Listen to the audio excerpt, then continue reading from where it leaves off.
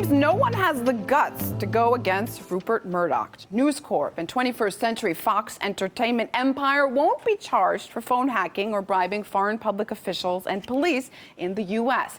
That means the man saves a fine of over $850 million since the Justice Department has closed the case and decided not to launch a full-blown investigation.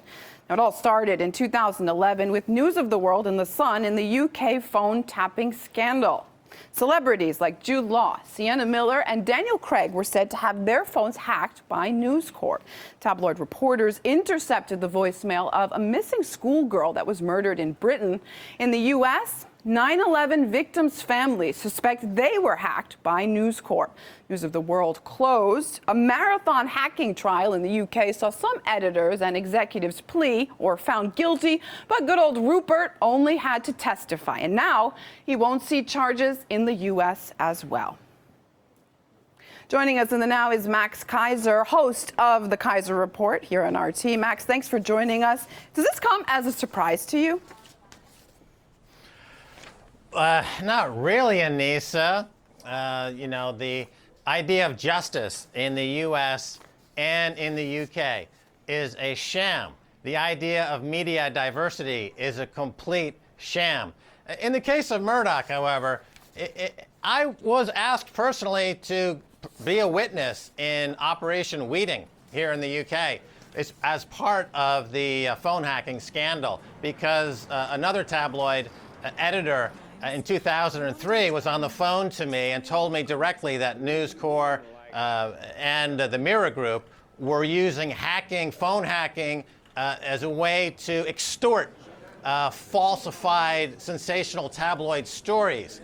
I refused to be a witness in the case because there is no justice. If I thought that there would be justice meted out to Rupert Murdoch, who along with Tony Blair cooked up the Iraq War and killed 1 million innocent Iraqis for, shits and giggles, I would have maybe provided some witness and some testimony. But there is no justice in the UK or the US.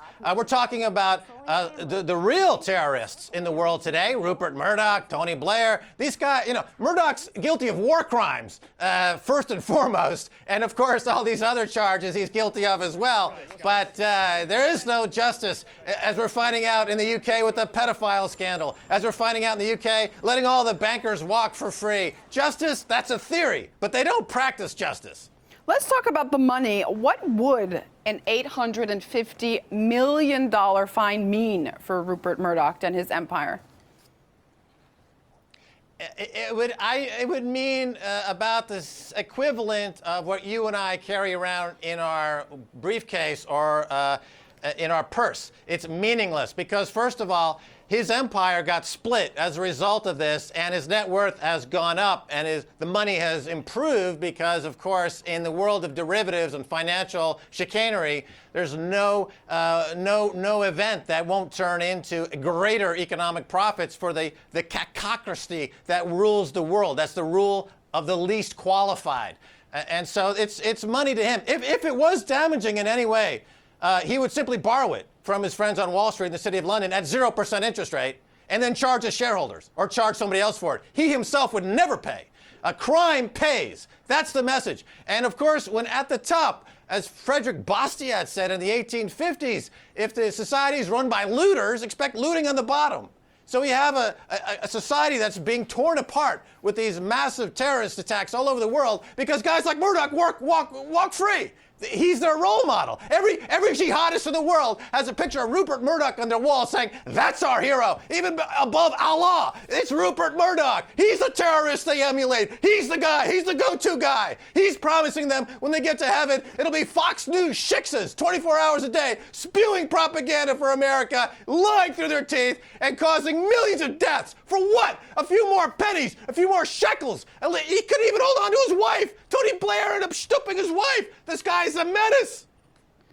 Max, we're going to have to leave it there. Very emotional, of course. I know you're personally involved in a lot of these issues, so it hits close to home. Max Keiser with us in the now from London. Thanks so much. My pleasure.